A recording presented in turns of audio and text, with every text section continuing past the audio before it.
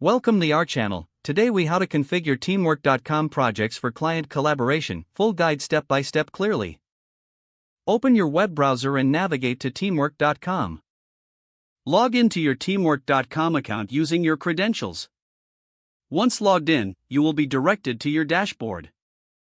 Click on the Projects tab located on the top navigation bar. In the Projects section, select New Project to create a new project for client collaboration. Enter a name for your project in the designated field. Add a project description to provide context for your team and clients. Choose the project type from the available options that best fits your needs. Next, select the appropriate privacy settings for the project. You can choose to make the project private or visible to clients. Click on the Create Project button to finalize your project setup. Once your project is created, navigate to the People tab within the project. Click on Invite People to add team members and clients to the project. Enter the email addresses of the clients you wish to invite. Select their role from the drop-down menu, which determines their access level. Send the invitation, and your clients will receive an email to join the project. After clients accept the invitation, they will appear in the project team list. Now, configure task lists to structure the work for your collaboration.